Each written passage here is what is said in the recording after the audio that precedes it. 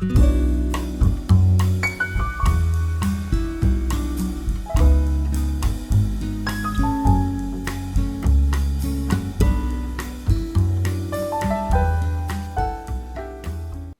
pessoal, como é que tá, povo amado de Deus? Tudo bem? Tranquilo por aí? Como é que vocês estão? Vamos aqui para mais uma passagenzinha, mais um episódio do nosso Cafezinho com Palavra.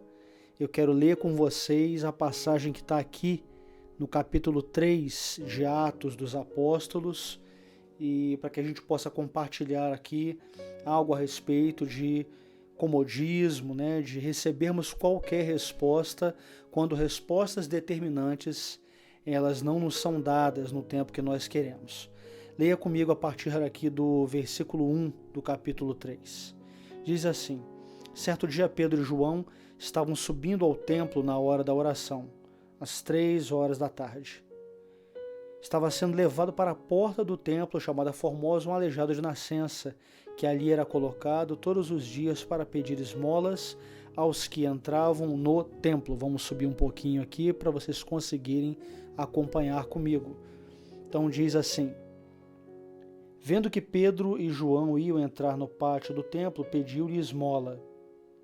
Versículo 4. Pedro e João olharam bem para ele, e então Pedro disse: olhe para nós. O homem olhou para eles com atenção, esperando receber deles alguma coisa. Pedro disse então: não tenho prata nem ouro, mas o que eu tenho, isto lhe dou. Em nome de Jesus Cristo, o Nazareno, ande.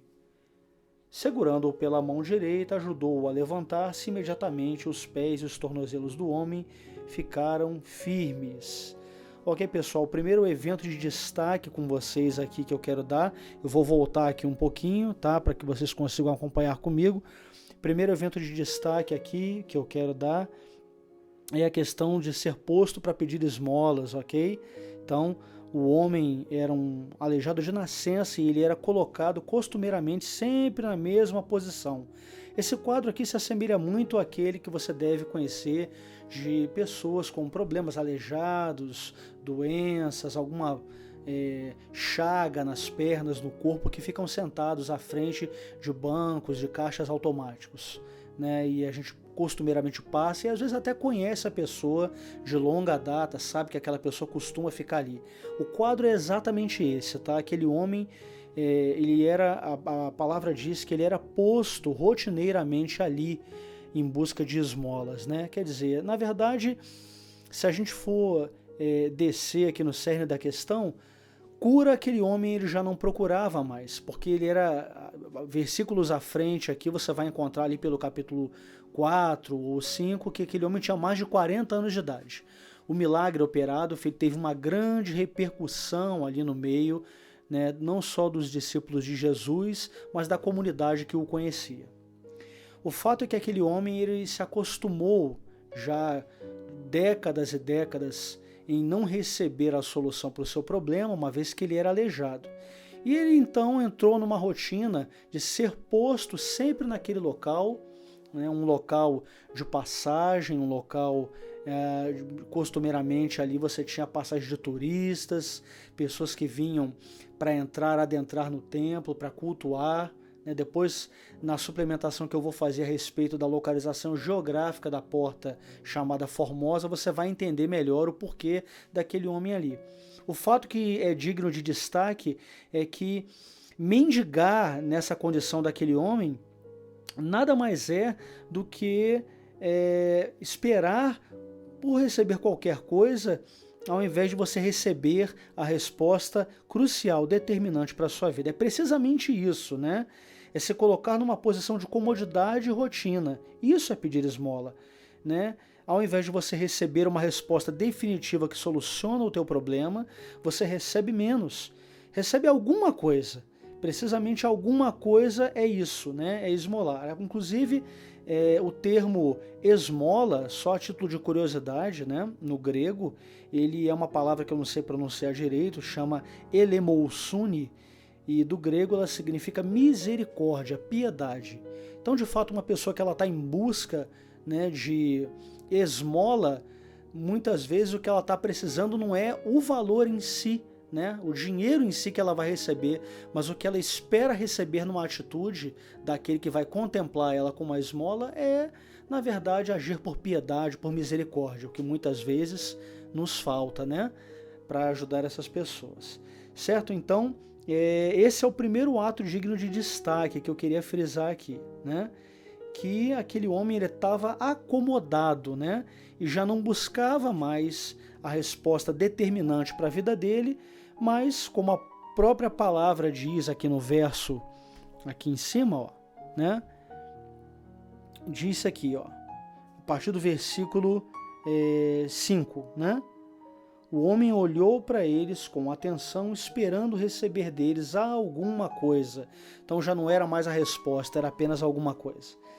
E essa rotina fica bem caracterizada também, porque a gente sabe que Pedro e João passavam usualmente por aquele local. A gente vai encontrar isso no capítulo 5, versículo 12, falando sobre o pórtico de Salomão, né, onde era um local onde comumente Jesus se reunia com os seus discípulos, com a igreja naquele... ainda não era a igreja formada do Senhor Jesus, mas usualmente ele curava, ele manifestava sinais e ele ensinava naquele local. E também a rotina fica caracterizada porque aquele homem, como o próprio versículo aqui no início do capítulo 3 dizia no versículo 2, ele era posto naquele local todos os dias. Certo, pessoal? Um outro evento de destaque que eu queria dar com vocês aqui é no versículo 12. Veja, vamos lá no versículo 12, que vamos subir um pouquinho aqui, né? Vocês vão ter que me desculpar que eu ainda estou sem o material adequado para a gente fazer uma filmagem sem mexer a Bíblia. Acompanha comigo aqui no versículo 12. Deixa eu ver se eu consigo dar um pouquinho mais de zoom. Não, está no máximo. Então, olha aqui. 12. Vendo isso, Pedro lhe disse: Israelitas, por que isso os surpreende? Porque vocês estão olhando para nós como se tivéssemos feito esse homem andar por nosso próprio poder ou piedade. Percebe? Aqui, Pedro, nesse discurso, deixa claro que o mover, a operação do sinal da cura, né, que foi feito naquele aleijado, não teve nada a ver com a autoridade ou o poder deles em particular. Mas como diz no verso 16, um pouquinho mais aqui embaixo, ó, ele diz aqui no início do colorido aqui na minha Bíblia: pela fé no nome de Jesus, o nome curou este homem que vocês veem e conhecem, certo? Então, a fé que vem por meio dele lhe deu esta saúde perfeita, como todos podem ver. Percebe? A operação do sinal, ela é movida por uma atitude sempre de compaixão, de íntima compaixão e piedade, exatamente como era no coração de Jesus, quando ele movia e operava os sinais. Mas é sempre para revelar o nome de Jesus, e nunca como um destaque para quem opera o sinal. E por último, eu queria destacar com vocês um terceiro evento, que ele está no versículo 19 e 20, que eu chamei ele de pós-cirúrgico. Eu vou puxar um pouquinho mais para cá a Bíblia também, para que você possa acompanhar. Bom, aqui já deu, ó. E ele diz assim: arrependam-se, pois, e voltem-se para Deus, para que os seus pecados sejam cancelados. Por que eu chamei de pós-cirúrgico? Porque aqui tem uma relação interessante de causa e efeito para quem acabou de receber ou de contemplar um milagre, um prodígio. Ele diz: arrependam-se, mudem a maneira de vocês pensarem para melhor. Mudem, renovem a mente, né? do grego, né? O metanoia, arrependimento. E depois ele coloca aqui uma conjunçãozinha aditiva, ó, e voltem-se para Deus. Não basta se arrepender, né, pessoal? O arrependimento por si só, ele é muito bom, ele é frutífero. Agora, um arrependimento, quando você se volta para o lugar errado, para a pessoa errada, fatalmente ele vai acabar, de repente, até voltando, tornando com a pessoa para a condição inicial onde ela estava. Então, é o arrependimento e volte-se para Deus. Então, mude a sua forma de pensar e volte a sua cabeça, volte os seus olhos, volte a sua visão para um local diferente, um local mais alto de onde você estava olhando. Essa é a fórmula para a manutenção do estado daquele que recebeu o milagre, né?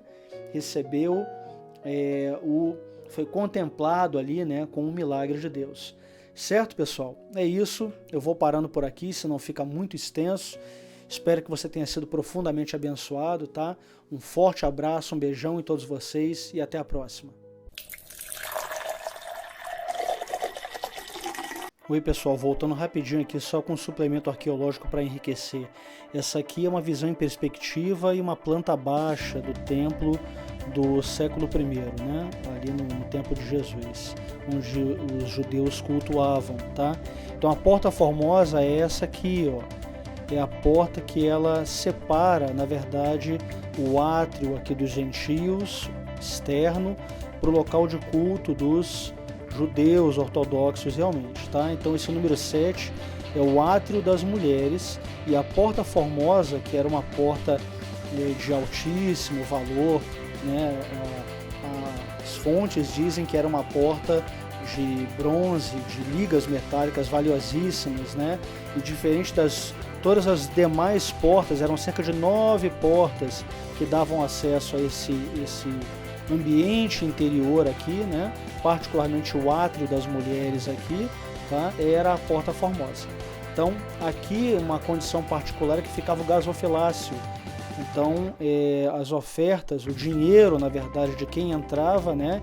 Quem adentrava para cultuar, ele ficava aqui, certo?